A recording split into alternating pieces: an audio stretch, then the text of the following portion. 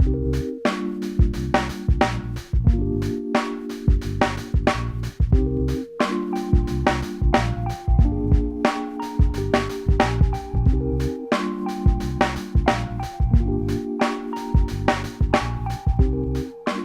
it doesn't taste like anything without butter on it. It's still kind of like a lower grade food. I feel because like they eat, like lobsters. I'm pretty sure they eat sand and stuff, don't they? Like if you don't cook it right, it can be disgusting. Well, welcome to Lobster Talk. You know, lobsters actually, they never stop growing. Until their death, they never stop growing. I didn't know that either. Until they're in your belly. Fun facts. Yeah. Okay, welcome to the music podcast. It's beginning to look a lot like Christmas. We're almost there. Oh, we got except the lights. if you're, we got the lights. If you're in Ontario. Yeah, we got the lights. But we got a special guest on the show this week. Got my man Juan. Hello, hello. The Juan. And as always, my co-host Owen Viragos. I'm your host, McLachlin. But did you know that if I was an elf, my name would be Syllabub Jolly Bells? How did you get that? I went to a name generator on the internet. What's the first name? Billy Bub? Syllabub. Syllabub. Yep. Who comes up with this stuff, man? Owen, do you want to know yours? Oh my gosh, you probably calculated it. Mm-hmm. So it tells you to type in your first name and last name and your gender, and you got Slowberry Sugar Wine. Why is that so accurate or something? Slowberry. Sugar wine? Like, yes, please. An alcoholic elf. That's what I was going to say. He's the guy that you see down at the exactly. At the LC. Yeah, jeez. What about Juan? You just look at Juan's? No, I can do that real quick. Menace. It'd be like... I can just imagine what it's gonna be racist. Oh man. Yeah, like I'm just confused about why is everything berry though? What's the berry? Okay, ready? Okay. First name Figgy. Figgy. Last name Fairy Sparkles. Fairy Sparkles. Figgy Fairy Sparkles. I like that. Just Figgy. Maybe I should just make that my new artist name, like the new. Yeah. But along with Christmas, it's also the time of the year where everyone's putting out their top 10 articles of the year, top countdowns and stuff. And some news that I brought about Ed Sheeran is that he's the most streamed artist on Spotify.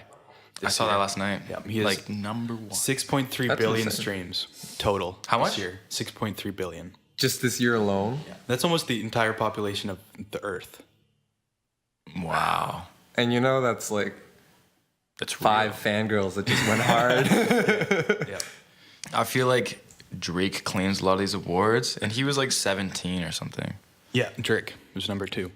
Really? On Spotify? Yeah, on Spotify. Oh, number 3. He was lower. Number 3 was The Weeknd. 4, Kendrick Lamar. Number 5, The Chainsmokers. Oh yeah, but this is the most streamed male artist, and I think like just overall artists. Mm-hmm. Is there that list? Sorry. I think yeah, that's it's the same one. I must have been looking at a different list, but I've been seeing a few things. I guess Drake number 2 makes sense, but. Do you want to talk about the Rolling Stones article? Oh, okay. That you were talking about? I didn't know if you had something else to say. Yeah, this is I was looking up the Rolling Stone top 10, which I don't know. Anytime I've looked at like Rolling Stone's top list of anything, they make sense at least for the most part. Like top guitarist and top. You've seen that, right? Yeah, I've seen that one. I've seen the top albums. Yeah, top like, of all 500. time. Yeah, that top one, greatest artists of all time, and it's accurate, and it's also like super traditional too. Mm-hmm.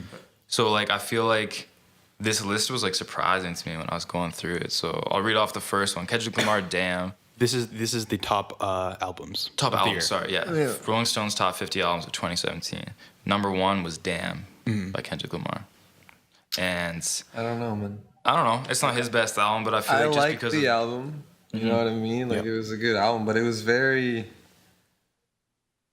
mainstream, if you know what I mean. Like he wasn't going for the artistic value where he was going in like To Pimp a Butterfly and like Section 80 and stuff. Like he was going for some. And this one is kind of like he featured U2 on that album, right? Like Yeah. that's wow, yeah. That's not something you do every day.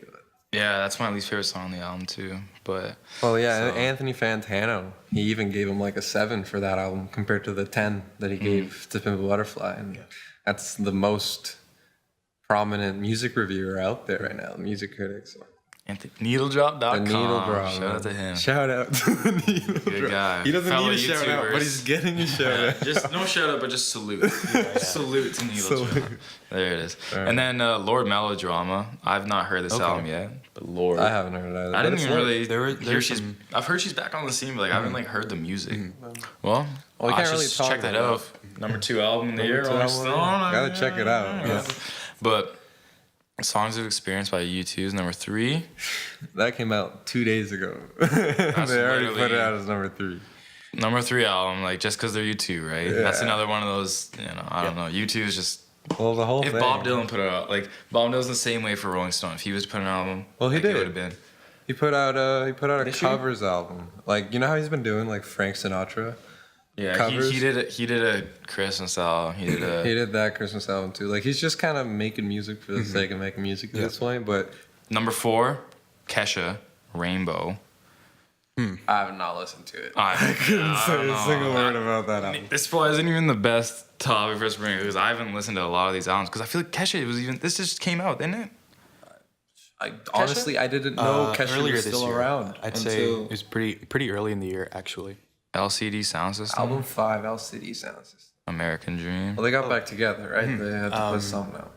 August 11th is when it came out. Okay. I don't know. Okay. The one song I did listen to by LCD Sound System, they did like the Converse were doing like 3 artists, 1 song or whatever. Mm-hmm. Yeah. The shoes, Converse? Yeah, the Converse shoe. They were putting out like they'd get 3 random artists, put them together, Yeah. and get them to release a song. So I've seen. yeah. So there was one with Gorillaz, LCD Sound System, and Andre 3000 from Outkast. Oh, So they got Wow, I gotta these watch 3 that. artists. It's a 13-minute song, okay? But it's actually fantastic. It's called "Do Ya Thing." The video is really cool too. They shortened it for the video, but like the video is like it's like 3D, like the Gorillaz characters and stuff just walking around. It's really cool. Number 6 is. Oh yeah, be careful. Actually, she loves glasses of water. That's how my old phone broke. I had a glass of water beside my bed, and then I had my phone right beside the glass of water beside my bed, and then she was just dunking her hand in all night and soaked my phone to the bro. Yeah, it was terrible. So ranking it at number 6, top 10 albums 2017. Khalid's American Teen. Makes sense again. I don't know. He's had a good year. He's really popular with the. He's the heartthrob, yeah. Yeah, he's the He's the heartthrob. ladies' heartthrob this year. Yep. The girls love him. They do. The girls love him. It's because his music is very sappy. It's a good word to put it. It's like very. It's puppy love kind of. It is, yeah. And so like, There's such an innocence about him. There's such an innocence about him that makes him like really marketable. How old and, is he? Right, he's like obtainable. What? How old is he? Right, he's like 19. Yeah, he's 20. our age. Yeah, exactly. There you go. He's our age, man. So look at him. He's gonna. I think he's gonna get Best New Artist at the Grammys this year. Progress. I have a few more. Okay, yeah. We'll talk about these real briefly, just because I know we've taken a lot of time on this. We could talk about top 10 albums all Yeah. day and stuff. Taylor Swift's Reputation got number 7. She's doing her thing. Yep. Taylor Swift does what she does. Sells Breaks records. Does whatever. Queens of Stone Age. Whatever. Queens of the Stone Age. Right? I want to talk about this Villains. album quick. All right, bring it up. This you listen to album- it. What'd you think about it compared to, like, are they still have it? Are they The going a thing different about path? Queens, Yeah. every album is something different, which is something I completely love. And for this album, they partnered up with Mark Ronson Oh, okay. as a producer, right? So it's like you're gonna get some dancey stuff, and that's exactly what you get.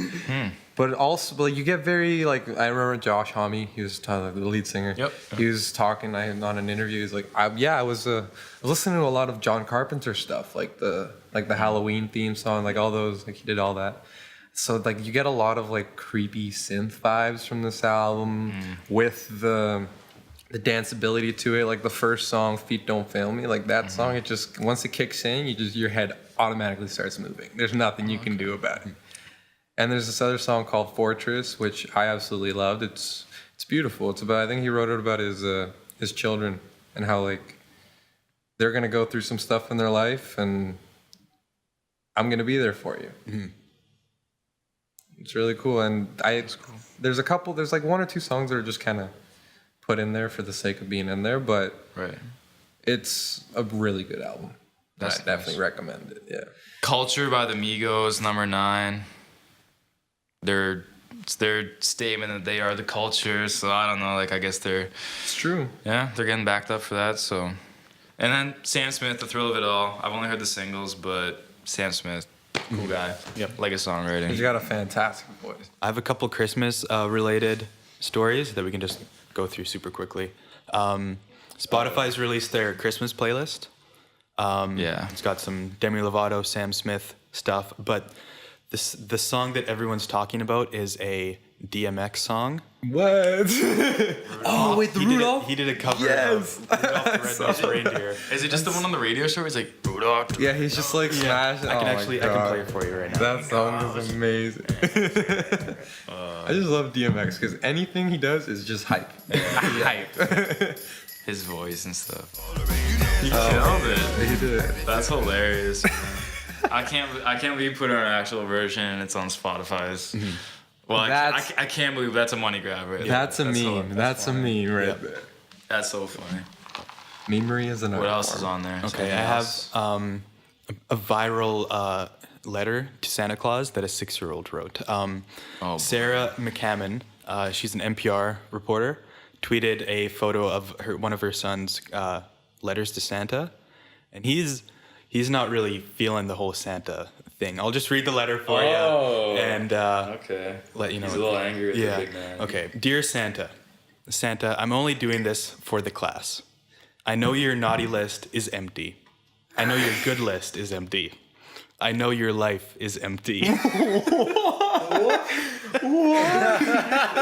He goes on. You don't know the troubles I've had in my life. Goodbye. Love, I'm not telling you my name. Oh my God. What? What's the beef? Little 6-year-olds? Yeah. Oh my goodness. Oh no. You don't know the troubles I've had in my life. That's what he wrote. Little 6-year-old. He's an old soul. Yeah. Yeah, that's an old soul, man. That guy's been through some stuff. Oh my You don't know. gosh. Sarah tweeted along with that, so like, bad, though. Like, the troubles in his life were his brother. yeah. Yeah. I had a younger brother come into my family. Like My mom gave birth to another child. he That's does not a it pretty gift. hard. That's not a gift. Your Santa. life is empty. What? Like what? Where does he get that? Wow. I want to talk about the trip to that recording studio that you were talking about.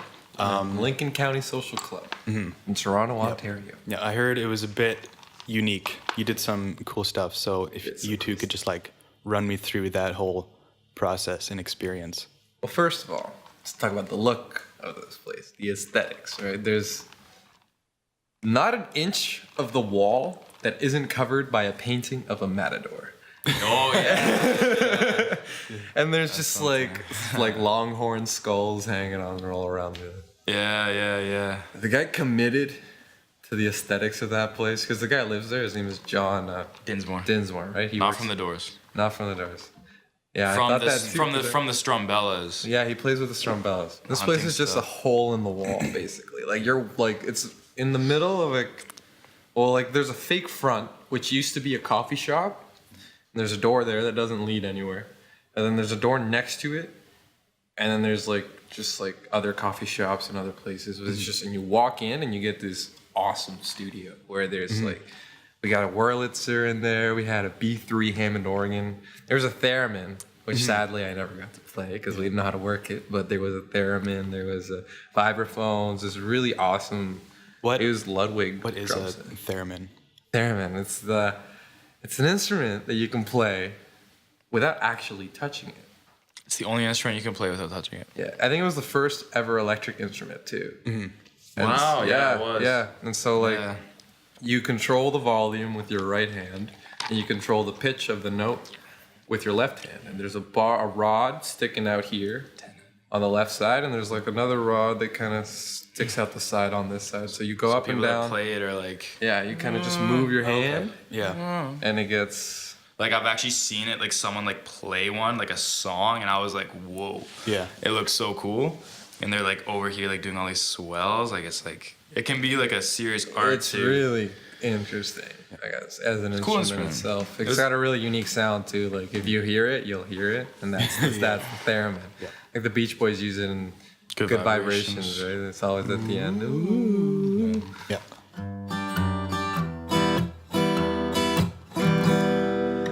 Oh, baby. Oh, man.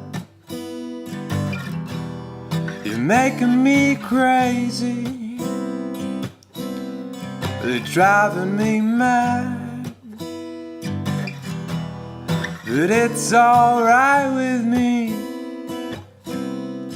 It's really no fun. As long as you're next to me, just the two of us. You're my kind of woman. My, oh my, what a girl. My kind of woman. And I'm down on my hands and knees, begging you please, baby, show me your world.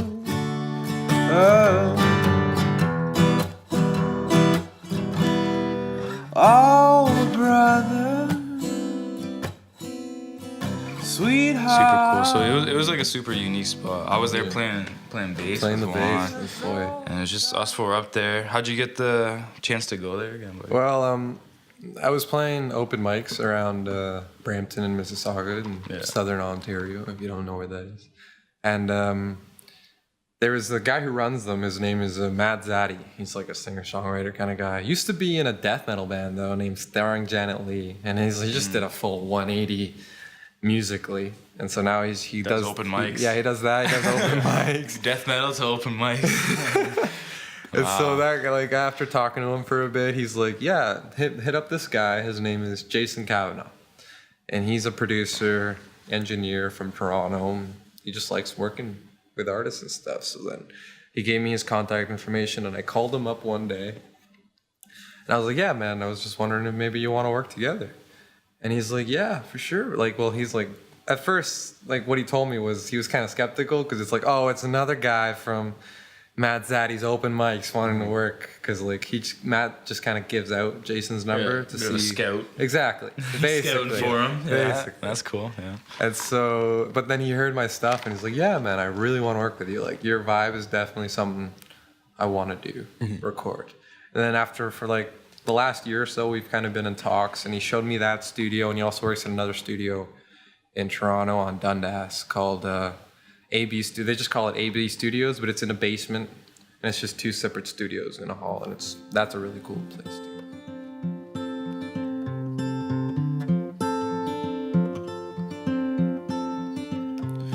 I'm going to the party to see everyone I know, friends who come in pairs, and even those who don't. It's been quite a while, about 100 years or so, and I'm not being drastic, but it sure feels like home.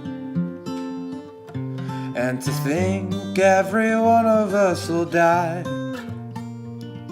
someday. I'm just glad we took this night to celebrate our lives, hooray.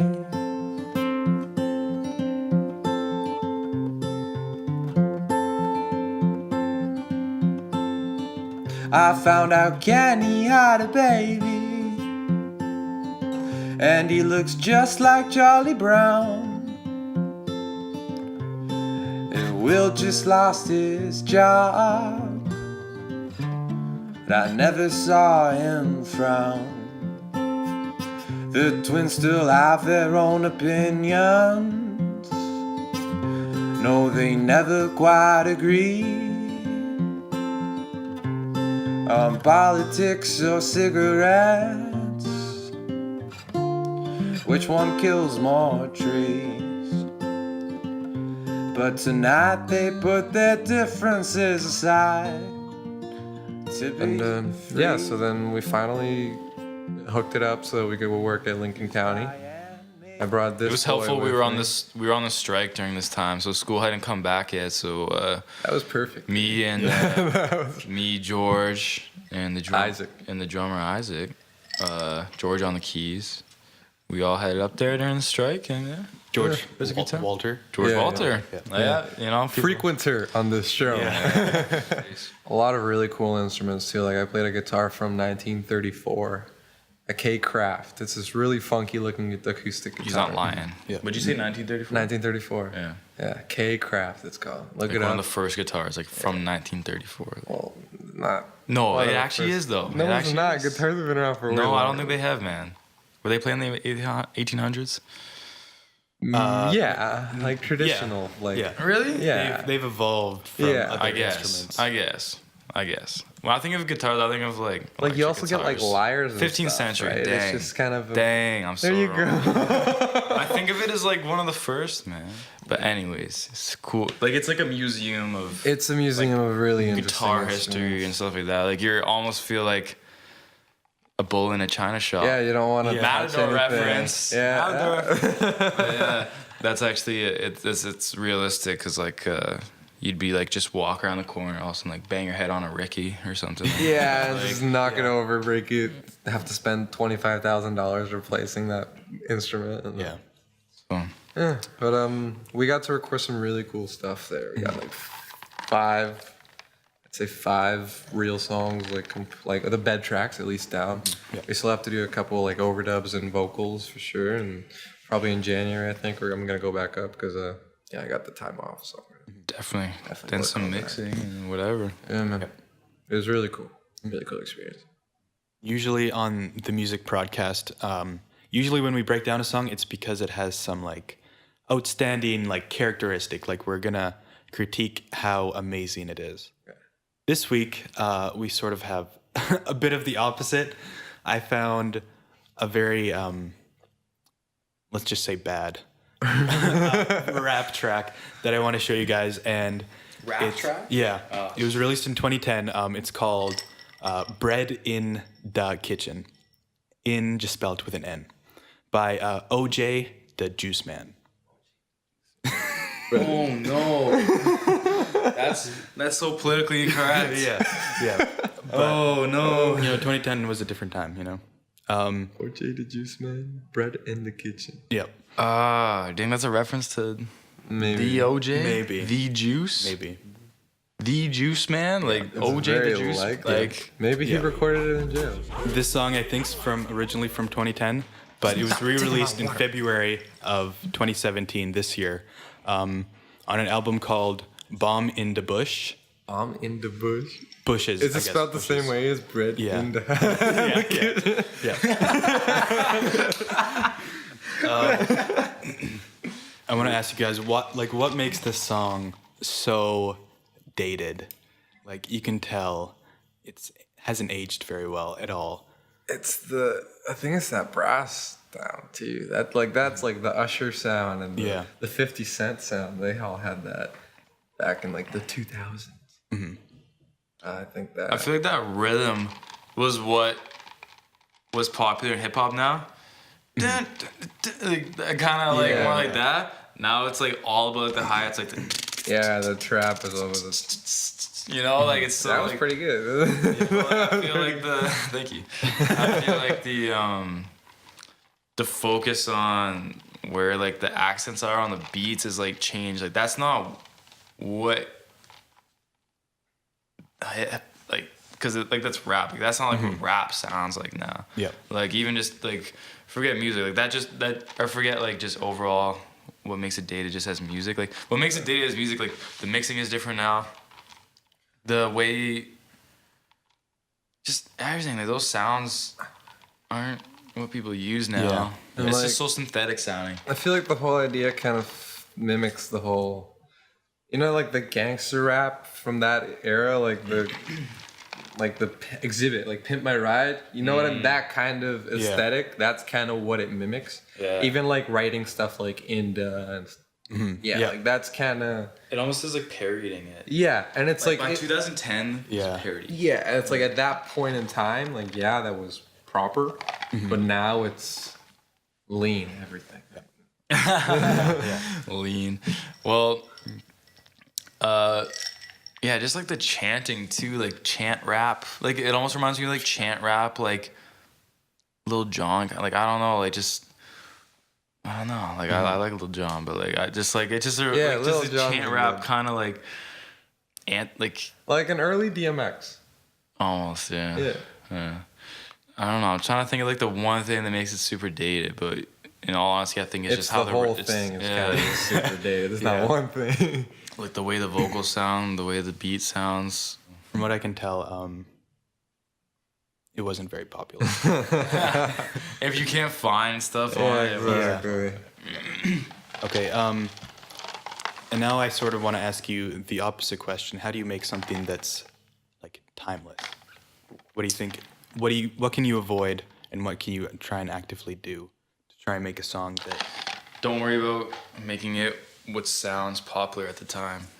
Just make what literally sounds what's best to you and what you connect with the most. And then people, if you can connect with it and you can still resonate with that 20 years from now, other people will too. I feel like if you don't, I think like no one will. I think it's about capturing a feeling more than a point in time. You know what I mean? like bread in the kitchen. Yeah, like that's capturing that era. What feeling do you think that captures? Like getting bread in the kitchen, you're cooking, you know? Maybe is he happy? Is he sad about it? Exactly. There's nothing. It's just a song. There's nothing to it. But when it comes to timeless songs, like Bob Dylan stuff and Beatles stuff, like those are all songs that they wrote so that you feel something from it. Yep. Because anyone can, like, there's no really emotion or feeling or like, it doesn't even sound like honest or pure. Like it sounds like he's trying to make like a He's trying to rap make money. song. He's trying to make money. So it's more just like, it doesn't sound pure. Like I honestly feel like if like you truly feel connected to the music you make, like somebody else will as well. Yeah. And I think that's like what makes great art. In all honesty, so Art as a whole, I think, is all about feeling. You know what I mean? Like you look at something and they're mostly vague. Like songs aren't specific to what you think, but because of the vagueness of it, you're able to apply it to what your situation is right now. Like I know certain songs in my life definitely like, wow, I'm going through that right now. But it's not, it might not be anything compared like to what the artist originally intended. But yeah, art is all about interpretation as a whole. There's a 30-year pattern. I don't know if you've ever noticed that, but yeah, actually bring up this theory. This is an interesting theory that Juan has. Yeah. Bring up the 30-year pattern theory. 30-year pattern, right? So in 1930, you get the first ever recording. You get blues music. That's kind of what starts genres as a whole. Before it was just you were listening to this or classical music, and that's all you get. And then you get blues and jazz with Robert Johnson and stuff in the 30s. And come 30 years later, and you get the Beatles to completely flip what music is on its head. And now you get albums as a whole, instead of just, releasing like a song and then have filler for the rest of the album, for the rest of the LP. So then the Beatles and the Beach Boys were like, all right, I don't like I'd rather use that space on the LP to make art. So now music is an art form in the 60s. And come 30 years later, comes Nirvana and all the other grunge kind of idea, the Seattle scene. Right? And they flip everything that music was at that point, and they're like, okay, this doesn't actually sound good. Like the grunge kind of, like it doesn't sound pleasing to the ear. It's not beautiful or anything. It sounds dirty. It sounds kind of disgusting. It sounds mean. Yeah. And they're like, okay, now we're going to do this. And this is what everyone loves. So now it's nearing 2020, 30 years after 1990. Yep. And I just kind of want to see what happens. Yeah. Something's gonna blow. Something's gonna blow up. There's You know gonna be like that? another 20. Like that's the thing. Like we're like right now, if you think about it, the people who live in the year 3000s and stuff like that. The third. Ooh, that's way too long. 3,000. Yeah. But still, Even think about it, 2100s. People like Mozart and 22nd stuff. The 22nd century. Yeah. Like, are we gonna be in the tens? Like, is it gonna like start Yeah, again? Like this, yeah. like 2060s, the Yeah. 2000. Like, is there gonna be like another 70s? Because it's the 2070s. Yeah. You know, Yeah. like I don't know. Yeah, That's they'd cool. probably give it a new name or something. I but want to it'd be hear the your 270s. predictions for what that like revolutionary like flip the revolutionary is going to be flip. I think in 3 years. Of the north and south axis? Oh No. of the 2020. What are you talking about? no. Now we're getting some real conspiracy stuff. Oh, okay. Whoa. I'm not supposed to. No, just kidding. no. I think. It's Well, now everything's streamed, right? So ads are gone, and now, like, yeah, people sort of control what you listen to, but not really. Like, playlists are made, but playlists are kind of generalized by like a computer algorithm, right? Not like some DJ choosing what song you listen to next. So now I think genre is gonna completely go out the window as a whole. I think people are, I hope, in all honesty, because I hate genre, I hate classifying Yep. music, and I think everyone's just gonna listen to music. And now that we have so many artists that you can't really fit into a certain genre because they have country vibes, but they're also indie artists, and they're gonna be like, okay, this is cool. We're just gonna listen to it because it's cool, not because it's country, not because it's rap, not because it's. We're going to finish the show off with some recommendations of some I music. didn't think of one. Juan, do you have one or Yeah, actually. okay. So this band I like called Twin Peaks. They're from Chicago. I don't think they have anything to do with the TV show, but they're Twin Peaks. They've been releasing what they call their Sweet 17 singles. So every month for the year of 2017, they released a single with a B-side. And they released them all on vinyl recently because the last one just came out. So you get an LP if you want them all. Or they have a Spotify playlist for all of them. And I don't really know how to describe them. Like, I'd say that's one of those bands that's kind of destroying genre as a whole. Like, you couldn't because they do country stuff, they do like really garage rocky band stuff, and yeah, Twin Peaks. The last one they just put out, the first one was In the Meadows, and then the B-side was We'll Never Make It, and then brackets, Not Without You at least. That song, it's like they don't even sing in it, but that's a beautiful song. Yeah. I think they're also sort of like, from what you described, destroying like the idea of an album. Exactly. Just Yeah, releasing a song after song after song Yeah, it's just monthly is an interesting trend that we might see more of. More often. Usually it's one album dropped at one time, Yeah. 12 songs that you listen to all at once. all it was. But they do it song by song. Yeah. Well, because Spotify too, they like promote new stuff. So if you put out a song every month, they'll keep promoting always your new, yeah. stuff, and then you'll keep getting it in your playlist. It's very true. It's very true, man. Owen? I'm actually gonna request a friend of a friend song. It's a song by Goldwater. Oh, yeah, yeah. Producing Yep. it. His name. The song's called "Caught Up." Good? I love it. I love it. So clean. The production's so cool on it. He's been like producing for a while, but he just started singing on his stuff, and it's like just super cool, like pop. Like, I don't know, like it's a super. I was talking bedroom pop, right? Bedroom pop. bedroom pop, but it's something that I could hear anywhere. Like it's something that like anyone would. It doesn't even sound bedroom pop because it sounds so clean. I'm just gassing him up right now. But it sounds so clean that it doesn't sound indie. Like it just sounds like a pop song. Like, so it's really cool, and yeah, I would recommend that. Sweet.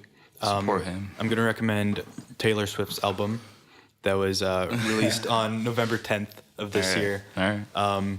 I know especially for me, the singles weren't received well at all.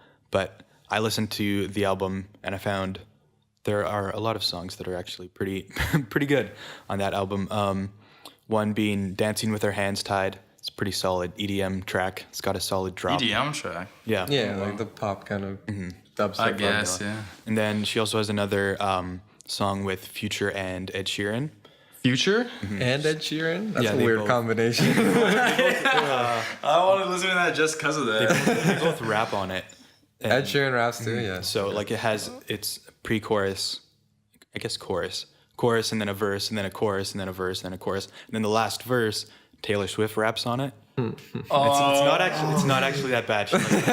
She doesn't try to be anything else. Okay. Down to this sick beats.